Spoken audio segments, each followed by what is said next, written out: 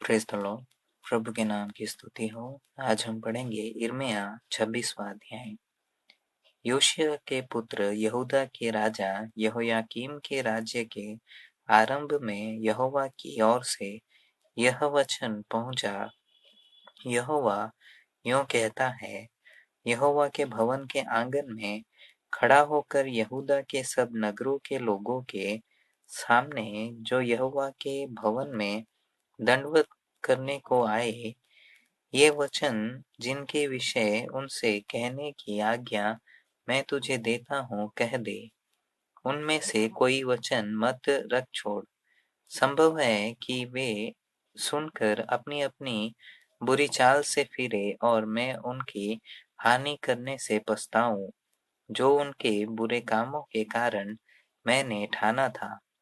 इसलिए तू उनसे कह, यहोवा यूं कहता है, यदि तुम मेरी सुनकर मेरी व्यवस्था के अनुसार जो मैंने तुमको सुनवा दी है न चलो और न मेरे दास भविष्यवक्ताओं के वचनों पर कान लगाओगे, जिन्हें मैं तुम्हारे पास बड़ा यत्न करके भेजता आया हूँ, परंतु तुमने उनकी नहीं सुनी, तो मैं इस भवन को शीलो के समान उजाड़ दूंगा और इस नगर का ऐसा सत्यानाश कर दूंगा कि पृथ्वी की सारी जातियों के लोग उसकी उपमा दे देकर शाप दिया करेंगे।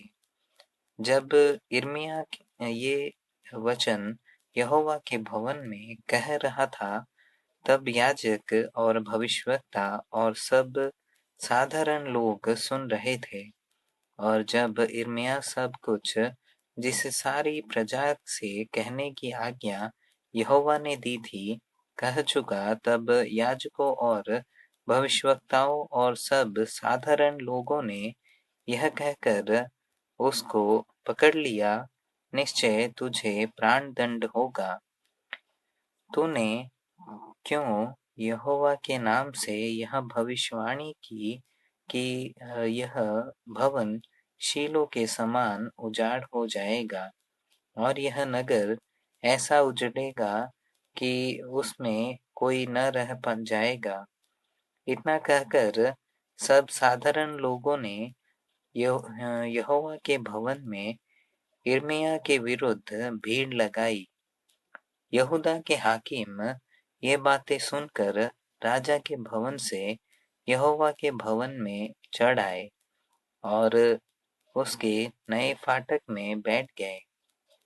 तब याजकों और भविष्यवक्ताओं ने हाकिमों और सब लोगों से कहा, यह मनुष्य प्राण दंड के योग्य है, क्योंकि इसने इस नगर के विरुद्ध ऐसी भविष्यवाणी की है जिसे तुम भी अपने कानों से सुन चुके हो।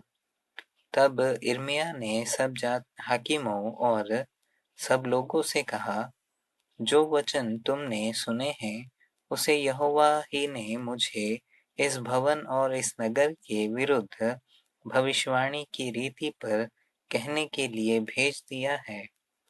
इसलिए अब अपना चाल चलन और अपने काम सुधारो और अपने परमेश्वर यहोवा की बात मानो।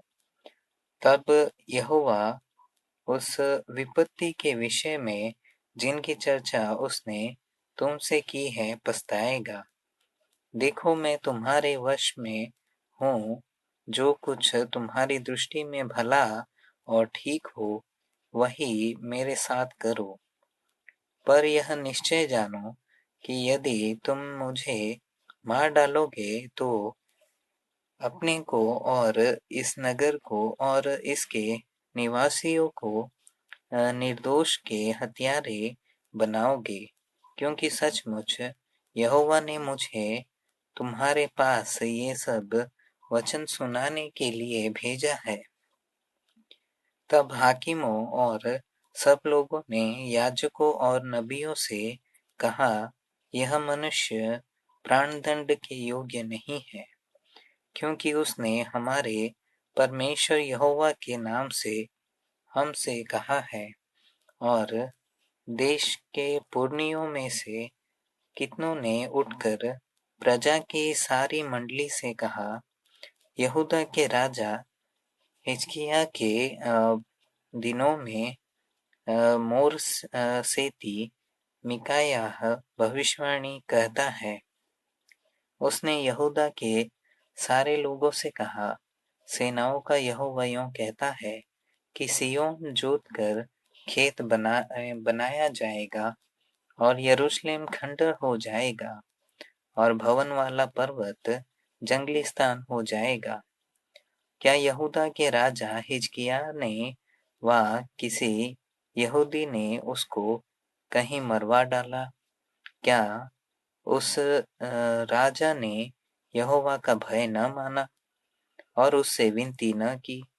और तब यहोवा ने जो विपत्ति उन पर डालने के लिए कहा था उसके विषय क्या वह न पछताया?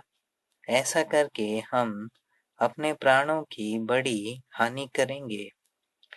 फिर शमायाह का पुत्र उरिय्याह नाम किर्यत्यारीम का एक पुरुष जो यहोवा के नाम से भविष्यवाणी कहता था, उसने भी इस नगर और इस देश के विरुद्ध ठीक ऐसी ही भविष्यवाणी की जैसी यिर्मयाह ने अभी की है।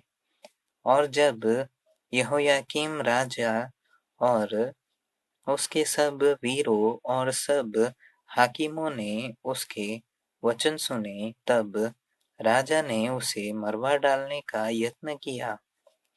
और उरिय्याह यह सुनकर डर के मारे मिस्र को भाग गया। तब यहोयाकीम राजा ने मिस्र को लोग भेजे, अर्थात अकबोर के पुत्र एलनातान को कितने और पुरुषों के साथ मिस्र को भेजा, और वे उरिय्याह को मिस्र से निकालकर यहोयाकीम राजा के पास ले आए और उसने उसे तलवार से मरवाकर उसकी लौट को साधारण लोगों की कब्रों में फेंकवा दिया। परंतु शापान का पुत्र अहीकाम यिर्मयाह के सहायता करने लगा और वह लोगों के वश में वध होने के लिए नहीं दिया गया।